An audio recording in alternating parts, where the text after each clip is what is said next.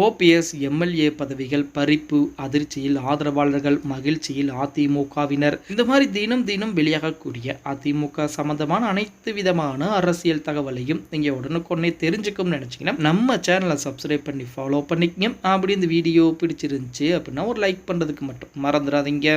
அனைத்திந்திய அண்ணா திராவிட முன்னேற்ற கழகத்தை பொறுத்த வரைக்கும் ஒரு காலத்திலே மிக மிக ஒரு முக்கியமான பொறுப்புகள் வைத்தவர் ஓபிஎஸ். அதாவது தமிழ்நாடு முதலமைச்சர், துணை முதலமைச்சர், அதிமுகவுடைய பொருளாளர், இந்த மாதிரி மிக முக்கியமான பதவிகள் வைத்தவர். அப்படிப்பட்ட ஒரு நபர் தற்போது என்ன நிலைமையில் இருக்கிறார் அப்படிங்கிற தகவல் உங்க அனைவருக்குமே தெரிஞ்சது. அதற்கு புறம் என்ன காரணம் அப்படின்னு பார்த்தா அதிமுகவை அழிக்க வேண்டும், அதாவது அதிமுகவை தன் பக்கம் கொண்டு வந்து விட வேண்டும், எடப்பாடி பழனிசாமி இல்லாத ஒரு அதிமுகவை தான் தலைமை ஏற்று நடத்த வேண்டும் அப்படிங்கிற எண்ணம் தான் தற்போது பார்த்தீங்கன்னா ஓபிஎஸ் இந்த நிலைமைக்கு கொண்டு வந்து விட்டது அப்படின்னு சொல்லலாம். அது மட்டுமல்லாமல் ஓபிஎஸ் என்ற அதிமுகவுடைய தலைமை அலுவலகத்தை உடைத்திருந்தார்.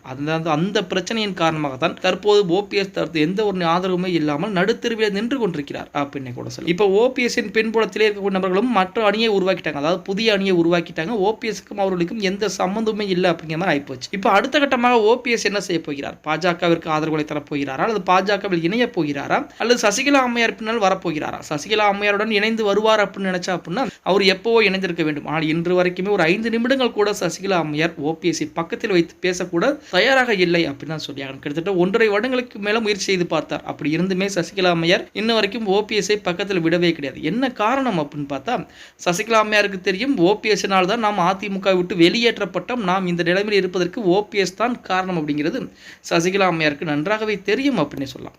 இப்படிப்பட்ட ஒரு சூழலில் அதிமுகவில் மிக முக்கிய பொறுப்பில் இருந்த ஓபிஎஸ் தற்போது அவரிடம் இருக்கக்கூடிய ஒரே ஒரு பதவி என்ன அப்படின்னு பார்த்தா சட்டமன்ற உறுப்பினர் பதவி மட்டும்தான் இருக்கு. அதுவுமே ஒருங்கிணைப்பாளர் பதவி. நான் தான் அதிமுகவுடைய ஒருங்கிணைப்பாளர் 2026 வரைக்குமே ஒருங்கிணைப்பாளர் அப்படின்னு சொல்லிக்கிட்டு இருந்தார். இப்போ அந்த ஒருங்கிணைப்பாளர் பதவிகளும் எப்பொழுதோ காலாவதி ஆகிவிட்டது அப்படின்னு சொல்லலாம். ஆனால் ஓபிஎஸ் தரப்பினர் மட்டும்தான் இன்ன வரைக்கும் ஒருங்கிணைப்பாளர் அப்படிங்கிற மாதிரி சொல்லிக்கிட்டு இருக்காங்க. இருந்த போதிலுமே நீதிமன்றங்களும் சரி தேர்தல் ஆணையம் சரி அதிமுகவில் ஒருங்கிணைப்பாளர் பதவிகளே என்பது கிடையாது அப்படிங்கிற மாதிரி தான் சொல்லிக்கிட்டு இருக்காங்க.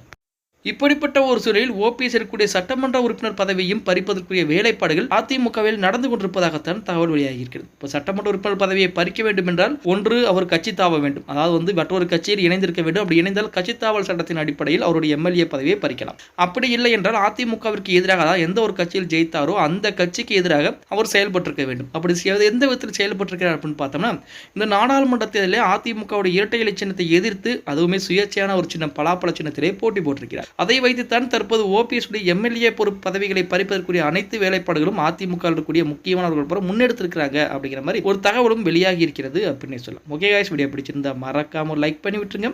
அப்படி இந்த வீடியோ ஃப்ரெண்ட்ஸ் அண்ட் ஃபேமிலிக்கும் ஒரு ஷேர் பண்ண மறந்துடாதீங்க.